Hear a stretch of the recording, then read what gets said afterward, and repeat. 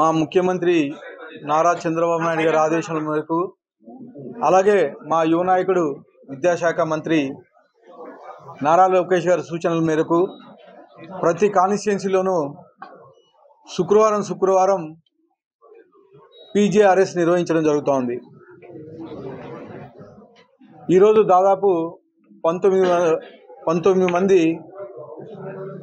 ఈ గ్రీవెన్స్లో అర్జీలు ఇవ్వడం జరిగింది. 19 మందిలో కానీ ముఖ్యంగా టిడ్కో హౌసెస్లో చాలా ఎక్కువ ఉన్నాయి.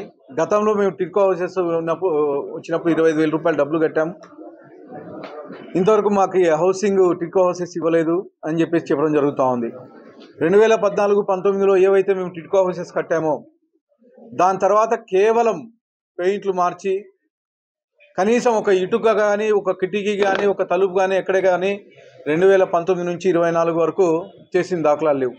ఏవైతే మా గవర్నమెంట్లో 2014-19 అప్పుడు ముఖ్యమంత్రి నారా చంద్రబాబు నాయుడు గారి గవర్నమెంట్లో ఏవైతే టిడ్కో హౌసెస్ కంప్లీట్ అయిపోయినాయో వాటికి మాత్రం వైఎస్ఆర్ పార్టీ గుర్తులు వేసుకొని మేము తొందరలోనే ఇండ్లు ఇస్తామని చెప్పేసి అప్పుడు చెప్పడం జరిగింది. కనీసం 2019-24 ఒక లబ్ధిదారునికి కానీ ఒక ఇల్లు ఇవ్వలేదు.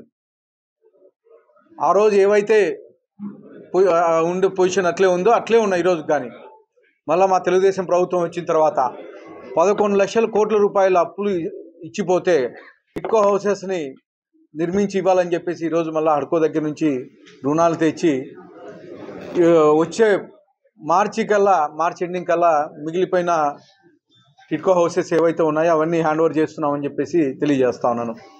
అప్పట్లో ఉండే ముఖ్యమంత్రి టిడ్కో హౌసెస్ను కానీ బ్యాంక్ లోన్స్ మీద పెట్టి కోట్ల రూపాయల అప్పులు తీసుకొచ్చి గవర్నమెంట్ మీద భారం మోపారు. అవి కానీ ఆ డబ్బులు వచ్చిన డబ్బులు కానీ ఎవరికి మళ్ళీ ఇచ్చినాడో తెలీదు, ఏ అకౌంట్లోకి పోయినా కానీ ఇంతవరకు తెలియకోకుండా ఉంది. ఇవే కాకోకుండా పెన్షన్స్, గతంలో పెన్షన్స్ సార్ మేము తెలుగుదేశం వాళ్ళని చెప్పేసి తెలుగుదేశం సానుభూతి పరులు అని చెప్పేసి తీసేయడం జరిగింది. మళ్ళీ మన ప్రభుత్వం వచ్చింది, తెలుగుదేశం ప్రభుత్వం వచ్చింది, మేము లబ్ధిదారులు మాకు ఎక్కించండి అని చెప్పేసి చాలామంది ఈరోజు వచ్చారు. దాదాపు 65 ఏళ్ళు 70 ఏళ్ళు వృద్ధులు కేవలం మేము తెలుగుదేశం సానుభూతి పరులు అని చెప్పేసి మా పెన్షన్లు తీసేశారు. దాన్ని మళ్ళీ ఎక్కించండి అని చెప్పేసి ఈరోజు అంటే గత ప్రభుత్వం కక్షలకి కార్పణ్యాలకి ఊరుకొని తెలుగుదేశం సింపథైజర్లు ఏవైతే ఉన్నారో వీళ్ళందరినీ తొలగించడం జరిగింది.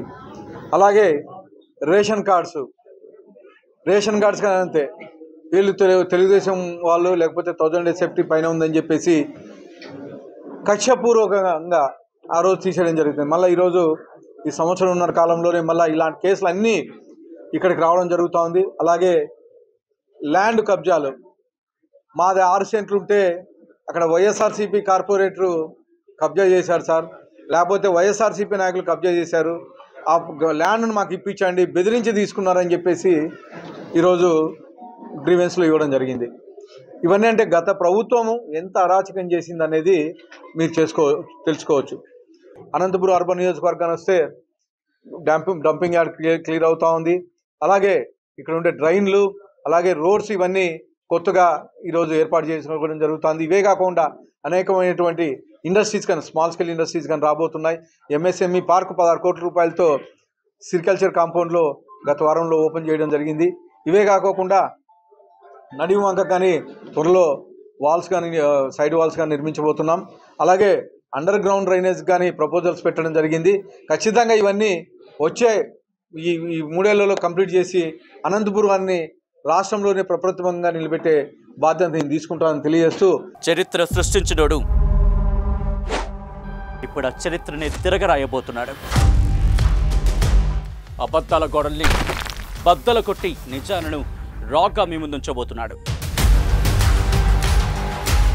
నిజమైన వార్తల కోసం వెంటనే డౌన్లోడ్ చేసుకోండి రా యాప్ని.